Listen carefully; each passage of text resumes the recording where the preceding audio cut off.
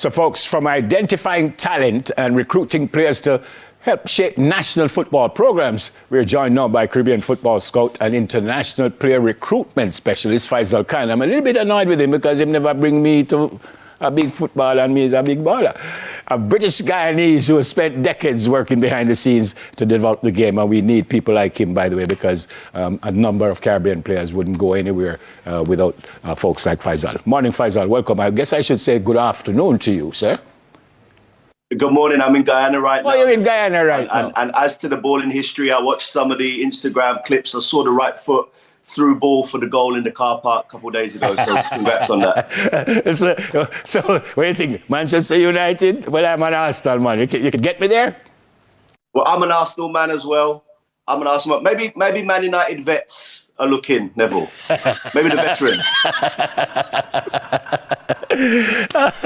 Great to have you with us this morning, Faizal. Tell me about we grew up playing football. I say we deliberately because me is an older man, and in those days you play football and cricket. That's it. We never have the other games now like pickleball and stuff. But where did the love for the game start with you?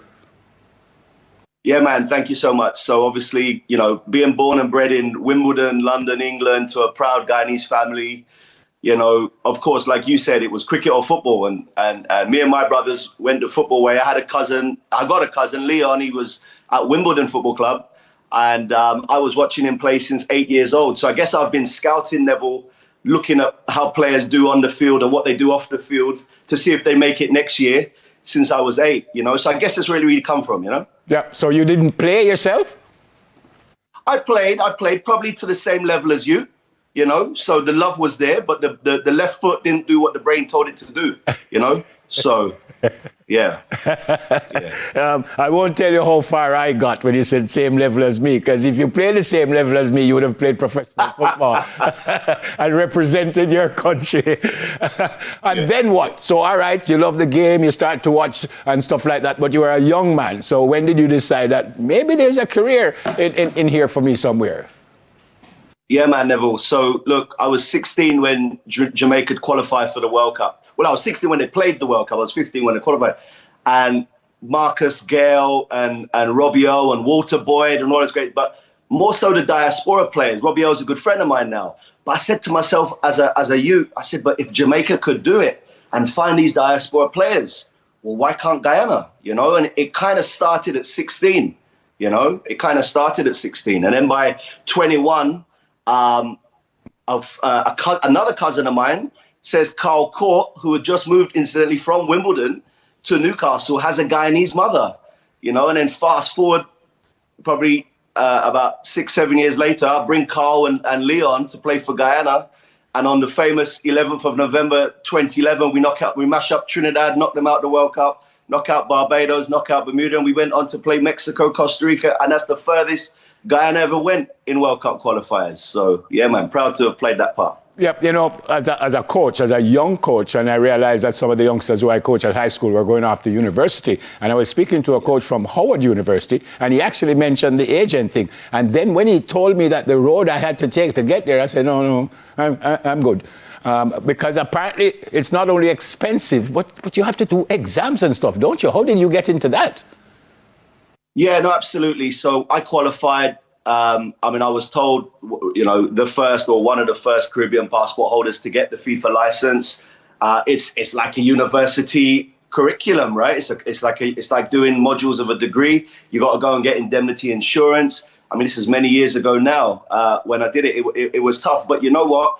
It allowed me the opportunity and the gravitas then to speak to the professional clubs officially about Caribbean players, and we were able to help a lot of people go on trial, and some got contracts, Yeah, that was my next question, and I will still ask it, even though you kind of jumped on it just now. What does an agent do? Yeah, good question. So, of course, the word football agent sometimes can be seen as a bad thing for football. Oh, these guys are just taking money from players. Well, a football agent is like a marketing agency for players. Let the players focus on playing and eating right and sleeping right, and let the agent market them to other clubs and try and handle their management affairs. So We need more of that in the Caribbean, and I think, to go on a slightly different tangent, Manchester United or Arsenal, our team, don't allow any and everybody to speak to potential players that want to come to their club or want to leave their club. But we in the Caribbean seem to think anybody can go and speak to a professional player about coming to play for Jamaica or come and play for Guyana or trying to help you get an opportunity. We got to go professional. It's a skill. It's a skill set. Yeah. I was reading and preparing for this. You're also the Chief Executive Officer of Gyson's Oil and Gas Guyana, Director of Football at Slingers Football Club. Tell me first about Slingers and then tell me how you manage it too, because that sounds like two big jobs you have. No, thank you, Neville. So Slingers is a professional club down here in Guyana. We're national champions. We're playing CFU championships coming up soon. We've signed some Jamaican players, actually. We got some Jamaican players that are playing for us. Tartel sang a song with the Slingers guys. It comes from a music background. So, we're helping a lot of people. And, the family business is Gyson's, founded by my late father 30-something years ago. And, Guyana's in the oil and gas now, right? So we were one of the first local companies to help Exxon down here. So we're trying to mesh that business community and the football and the sports together, man. Yeah, and I have to say thank you. Because also in preparing for this, I found out that you helped us. I certainly attempted to help us after Melissa. You wanted to do something for us. Why? I mean, you're Guyanese. Obviously, you have some issues in your country. Why did you want to jump on that? Yeah, look, we're one family. The Caribbean are one family, man. And on another hat I wear, I'm the chairman of the British Chamber of Commerce Guyana. And we had our big event, our year-end event last year, at Chelsea Football Club, Stamford Bridge, which obviously wasn't my choice, but it's a nice part of town. And the committee said we're going to take all the British Chamber of Commerce Guyana members to Stamford Bridge. And it was a big business conference, right? And 2 days before, our brethren called Neville, Maxi Priest, and he said, Faizal, we got to do something. I said, we got to do something, Maxi, you're right. And in 2 days, including President Ali, the Guyana president, who donated a painting, the business community in Guyana, the UK, the Caribbean come together. We did a celebrity auction and we raised more than £20,000. Myself and Maxi were on the stage auctioning the bits. You should have seen Maxi trying to play football, trying to auction the cricket. The Guyana national team players, some of them donated their shirts. This isn't one of the shirts donated. This is just an example. And we were proud to have helped, Yeah. We're one family at the end of the day. And I thank you. And that's why you shouldn't be wearing a Spain shirt. You should be wearing a Curacao shirt. And Dahlia should be wearing a Haiti shirt. I actually have a Haiti shirt. I don't have a Curacao shirt. And I wouldn't wear it because them knock me out of World Cups and not into not with Curacao. Getting back to your role as an agent, speak to young players, young Jamaican players, getting back to your role as a scout, as an agent, but what would the youngsters need to do to get into a big club? Yeah, man, absolutely. So I was an agent, and then obviously I moved into technical roles in national teams. So I gave up the license, but obviously the relationships are still there. And look, I mean, for the young players today, talent ain't enough, man. Talent ain't enough, Mentality is more important, I would say, in this day and age. What's your respect like for the program? What's your timing like? How much extra work are you putting in? In this day and age, you just never know who's watching online or in the stands, or who's going to make a phone call to say, this boy is ready. Listen to those that have gone before and played long and had long professional careers.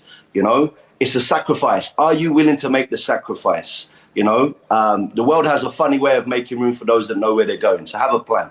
Yeah. 2 quick questions before we go. Will Guyana get to the World Cup sooner or later? And who will win the World Cup? Quick question, quick answer. I won't rest easy till, God willing, one day Guyana do qualify for a World Cup. And, who's going to win the World Cup? I think it's going to be Brazil. No! Faizal, You were kind of going so with the QRSO thing, but no, you're right back where you're supposed to be. Great to speak with you. Thanks for speaking with us this morning. Continue to do what you're doing. Thanks for helping the youngsters. Thanks for helping Jamaica after Melissa. And God bless you and the family. Stay safe, my friend. And we'll Respect. talk. Yeah, man. Thank you. All right. Caribbean football scout and international player recruitment specialist, Faizal Khan. That's it for Caribbean Check-In. Razouk.